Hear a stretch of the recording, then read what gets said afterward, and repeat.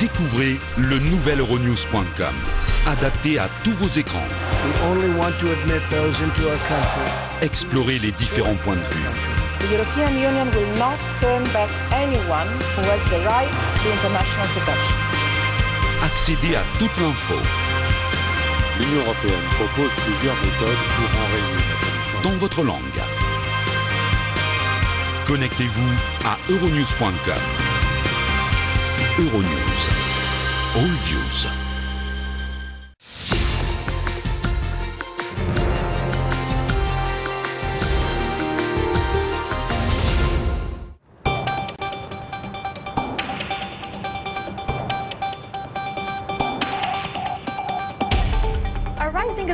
Économie montante de l'Afrique de l'Ouest, la Côte d'Ivoire est sur la bonne voie commerciale. Nous sommes à Abidjan pour comprendre comment la Côte d'Ivoire va réussir son pari de rejoindre les économies émergentes d'ici 2020.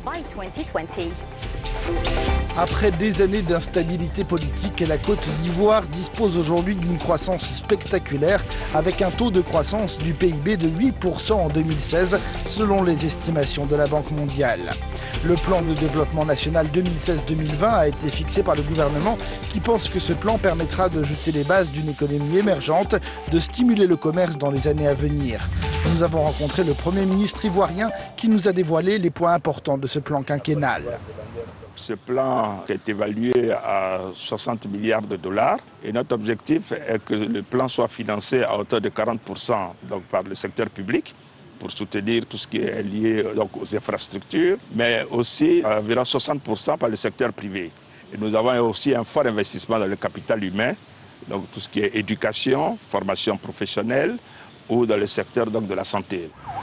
Plus de 60% de la population a moins de 35 ans et l'État a mis en place un programme pour renforcer l'éducation, l'apprentissage et un autre pour renforcer la place des femmes dans la société. Avoir un capital humain formé et qualifié est un élément clé pour attirer les entreprises. D'autre part, l'investissement commercial a été facilité ainsi que la création d'emplois locaux. Nous avons un code d'investissement qui est l'un des plus attractifs, avec des exonérations donc, importantes qui sont faites en termes de réduction des droits de douane, mais aussi l'exonération donc, au niveau de la TVA. Mais nous allons demander aux investisseurs que les retombées locales soient importantes. La Côte d'Ivoire est aujourd'hui un pari sûr en Afrique avec des secteurs très diversifiés comme le bancaire, les télécommunications, l'énergie, l'immobilier, le minier et des opportunités importantes dans l'agricole. Le centre de promotion des investissements en Côte d'Ivoire joue un rôle important pour mettre en relation les investisseurs potentiels et les pourvoyeurs d'idées. La première étape d'un investisseur quand il arrive dans un pays, c'est d'abord l'information. Le CPC a été créé pour justement constituer pour l'investisseur un seul interlocuteur dans sa quête à l'investissement. Donc c'est un guichet unique. Donc au CPC, vous avez l'information, vous avez l'assistance, vous pouvez créer votre entreprise en une journée. Donc c'est ce guichet unique qui permet à l'investisseur de ne pas perdre du temps justement.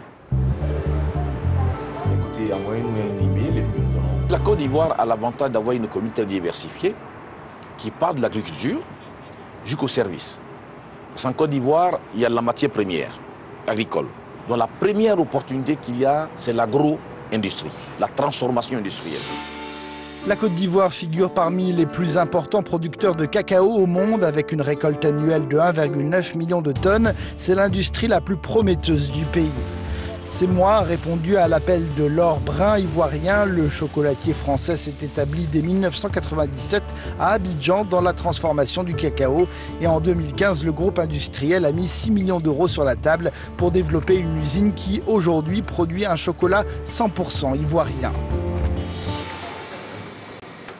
Et l'activité ici donc, permet de transformer 70 000 tonnes de cacao.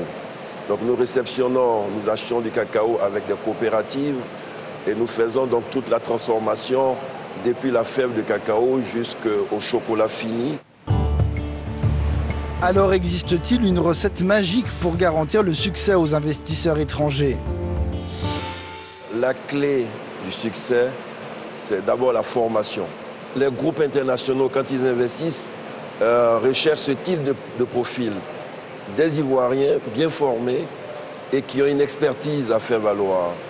Donc, du coup, ça devient, donc il y a un point de convergence entre une politique nationale donc de promotion des cadres nationaux et un besoin des investisseurs internationaux qui recherchent de la compétence locale. Le développement entrepris par la Côte d'Ivoire a permis de mettre les marchés internationaux en confiance, mais le pays qui a la croissance économique la plus rapide d'Afrique devra confirmer son ambition en gardant le rythme.